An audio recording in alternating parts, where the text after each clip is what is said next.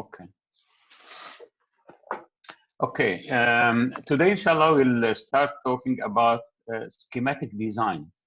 After finishing the program and the program analysis and the site analysis and all these pre-design activities, you meet with the client. You understand their needs, their special requirements, their dreams, their ambitions. So you familiarize yourself with what the client want from your project. This is a very important step so that you as an architect is fulfilling their dreams and ambitions. This is the part of where creativity comes to play. This is the part where we start to generate ideas from all these variables that we identified in the first part of the programming. And you have to have an idea, a statement, a story in your project. As Ludwig Wittgenstein said, good architecture expresses a thought. There must be a message. It's not only a functional solution. There must be something behind the idea that you present to your clients. So what is schematic design? It is the first phase of design of the project. As I said, some people specialize in programming and they provide the program to the designer. Some people specialize in site analysis and they provide the site report to the designer.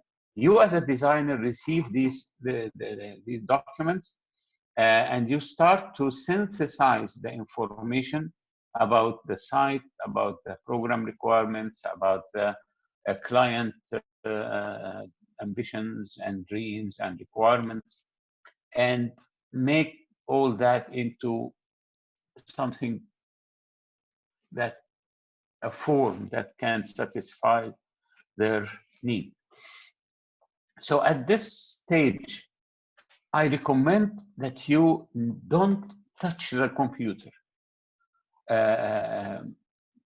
This stage is a creative stage. Computers, they slow down your ideas and they slow down the process and they take you to the track of computers.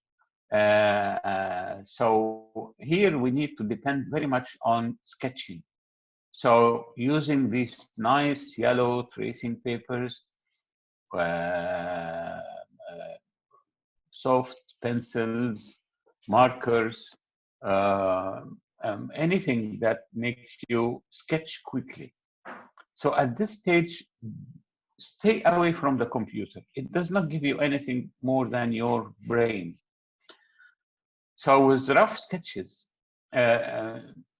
show the general arrangement of rooms and placement on the site, and maybe 3D sketches of what kind of form you would like to have.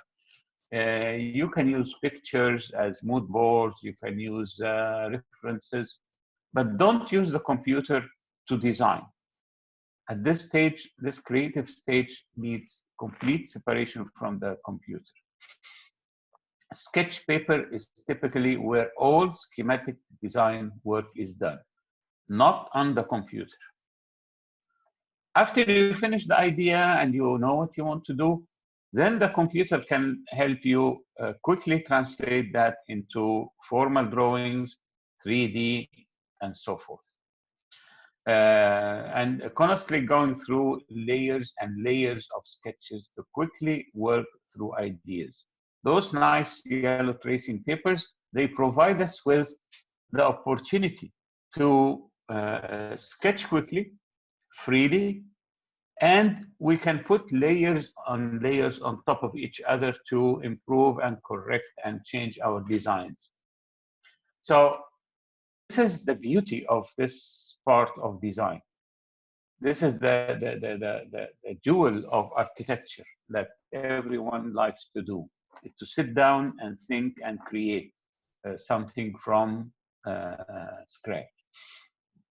So sitting with tracing paper, these nice white ones. I like the white ones more. Some people like the yellow ones because they are more comfortable for the eyes, or any different preferences. But I like these kinds of rolls. And these rolls are not made to be used as one sheet continuous. That you can cut parts and put it on top of each other, but it's a nice way to keep the unused part clean and close to your hand. So as you see here, the use of pencils, the tracing paper, this is the beauty of sketching at this time. And layers upon layers upon layers, and you keep your ideas and improve them all the time. And using pencils, using pens, using flomasters, ink, whatever you like, and try different types of pencils and pens. So this is the beauty of sketching on top of each other. And remember always to write the day and time of each sketch on the corner, so you can later rearrange them and not lose the sequence of your thinking. Any scale can be done sketching by sketching. And this is the beautiful part about the design. You can keep sketching, and usually the job captain or the head architect, they only work on these sketches, and then they give it to draftsmen or sitting on computers to produce computer drawings. So believe me, people like to see these sketches in university or in work environment. People appreciate very much your sketches, and if it's a good quality sketching, as we see here. So this is an example of something similar to what we want to do for our project, but maybe it's a larger one. It's a small house with, it has an L shape, so it has a private courtyard, an entrance, parking, and some areas for family and master bedroom and sitting area. And it's all done by sketching. Sketching, sketching, sketching. This is very important at this stage. Please, I don't want to see any computer generated drawings at this stage. Only sketches and layers and layers of ideas. Now comes the magic word that we all look for or run after or struggle with. It's the word of concept. What is the concept?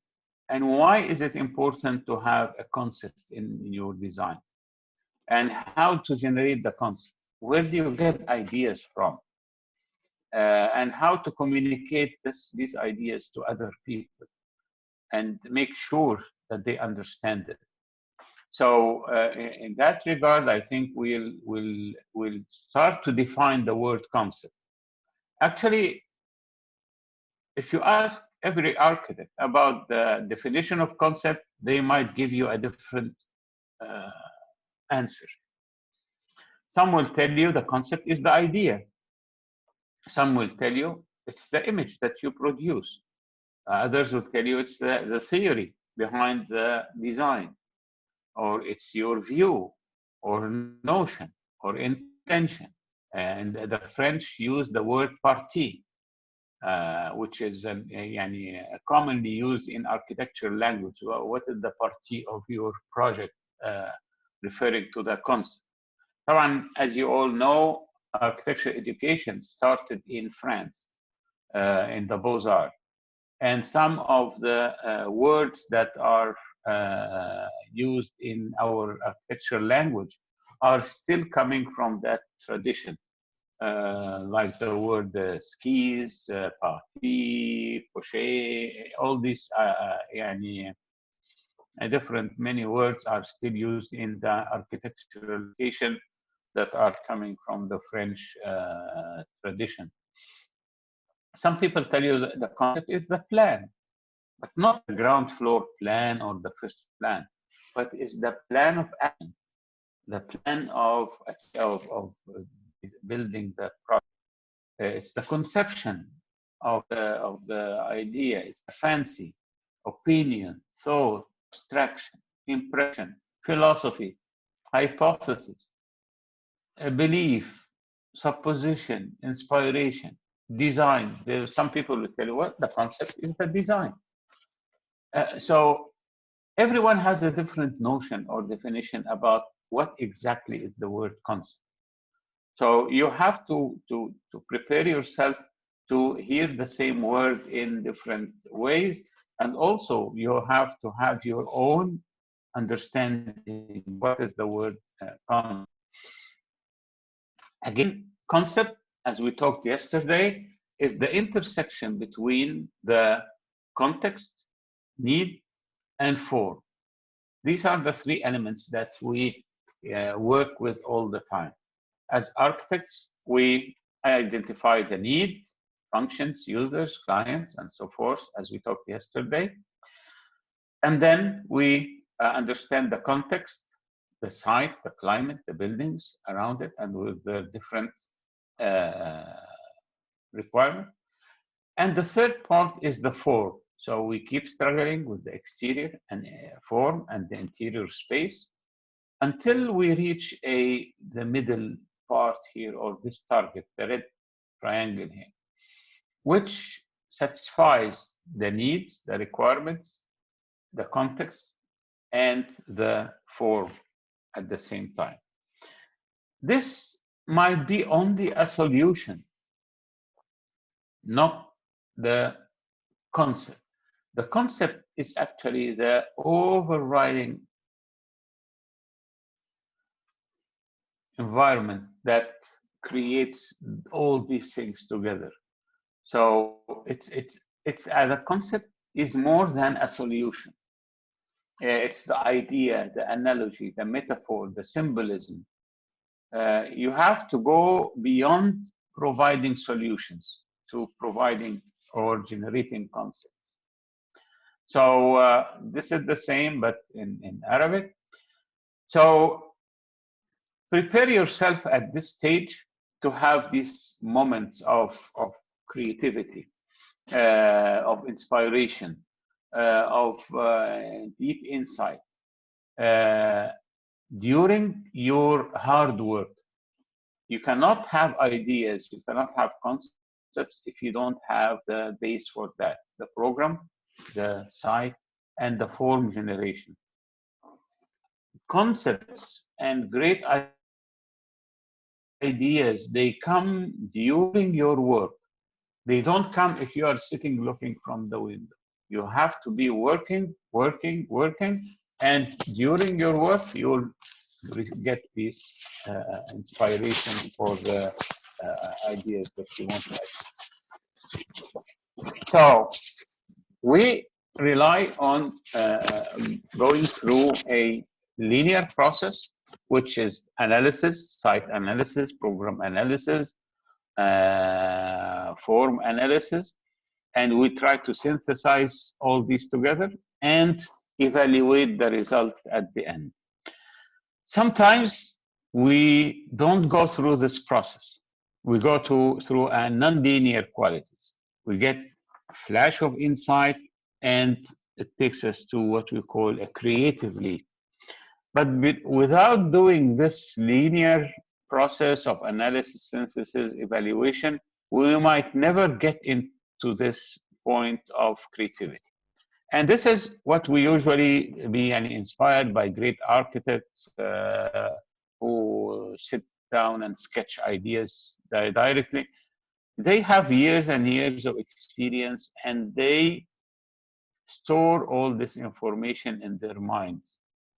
So they have a different process.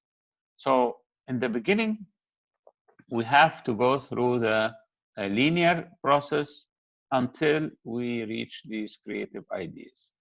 So creativity comes into play, and the efforts to find approaches will be original, aesthetically satisfying, valid solutions to problems defined through programming. That's why spending time in programming, spending time in site analysis will help you create better concepts and better ideas. Even experienced and highly skilled designers often find it difficult. Everyone finds it difficult to create ideas. It's not only you. It's the most difficult part. It's like writers who get these writer's blocks when they are sitting trying to write. They have what they call a writer block. What they do is that they rely on free writing. They write, they read until they have an idea what to write. So it's a difficult process. It's a creative process. And everyone will say that they think about the problem until they are hit by an idea. So it's something that happens, and you never know when, but you have to keep working. And if you have a deadline, you have to meet that deadline. So sometimes you get the idea when you are sleeping. That's why you have to have a paper or a sketchbook and a pencil beside your bed. Sometimes you get the idea and suddenly you wake up, oh, I got the idea. And then you can sketch it quickly and write it down. So the idea is happens or is born. We don't know when. It can happen while you're sitting, walking, watching TV, listening to music, eating. You never know when you get the idea. But if you don't have the information and elements to create it, it will never happen. So what we are trying to achieve is to provide good combination between form and function. The old saying of form follows function or function follows form, this is now obsolete. Both form and function are important. We have to satisfy the function and also create appealing and aesthetically appealing form. So form and function are both important consideration in architecture. No way any form doesn't follow function or function doesn't follow form. They are both complementing each other. So for any building, we have to not only think about the exterior form, we also have to think about the interior spaces. The exterior form is an expression that is seen by outsiders. But the interior space actually is the more important, because this is what people will experience when they are sitting in their homes. So as we show our hand, we have an exterior form and we have an interior space. The interior space is where people live and have activities and meet each other and do this and that. The exterior form is actually only the thing shown to other people outside. So our focus is mainly on the interior space. So I want you to tell me, when you look at the projects, these famous buildings, what would be the concept in each of them? Can we start with someone? Doctor? Yes. All of these buildings are avant-garde because they challenged what was possible at the time of their construction. Okay, select one of them and tell me what is the concept that the architect intended there. And tell me first row, second picture, and what is the building, and What is the Okay, concept? the last one on the first column and last row, which is the Frank Gehry building, the Frank Gehry Okay. Museum. He was really influenced by paper when designing his buildings. So the edges was just possible because of when he used to wrap papers together and they would create edges, that he thought it was possible to create complexity in the form. Okay. So someone else who finds a concept here? Doctor, Yes. I can also find the dancing building for the same architect, Frank Gehry, on Where? the fourth Which? row. Tell me. Row. First row. Third picture. On the fourth row, third picture. Fourth row. Third picture. Okay. Do you know where is this building? I think it's in maybe in USA. I'm not sure. No. This building is in Prague. I saw this building personally. This building is in Czech Republic, in Prague. And what is his idea behind this? What is the concept here? There's like he visualized two people dancing, and I remember the sketch that he made, and then he turned it into a form. Okay, and also there is come on, if you see this building yourself, it's shocking. Yani, you will be shocked. It's a very shocking experience. It's a very different yani, form, unusual, and also in its traditional context. The city of Prague is very classical city with many yani, old buildings, and this is a kind of a big change of mood. Okay, someone else can tell us about another concept? Can I, Doctor? Yes, yes. Um, second row, third row, second column, we do center. I don't remember exactly what was the concept, but I think it appears to be making it inside out, as in exposing things that are not very aesthetically pleasing and making it aesthetically pleasing in a way that's coming from the approach of industrial period. Okay, so this is it's representing the high-tech period and yani exposing all the technical systems outside the building and keeping it free space inside. This is also a very interesting experience if you visit Paris, to visit this building and see how it is working. طبعا any building, any project you look at, you have to try to interpret the concept and the idea behind it. If you know it, try to find if it's really there or not. If you don't know what was the concept behind it by the architect, or you identify the concept yourself and then look for references to understand whether this was really achieved or not. There are many levels that we go through to identify the concept. These start from very philosophical, meaning, social, cultural, experiential, and they go down to functional, form, structure, materials, lighting, ventilation. The concept must relate to all these levels at the same time. This is, if the concept is successful, it will be able to achieve all these levels at the same moment. And how do we achieve that? We keep working from deductive reasoning, from the general to the detail, and inductive reasoning. As architects, we need both.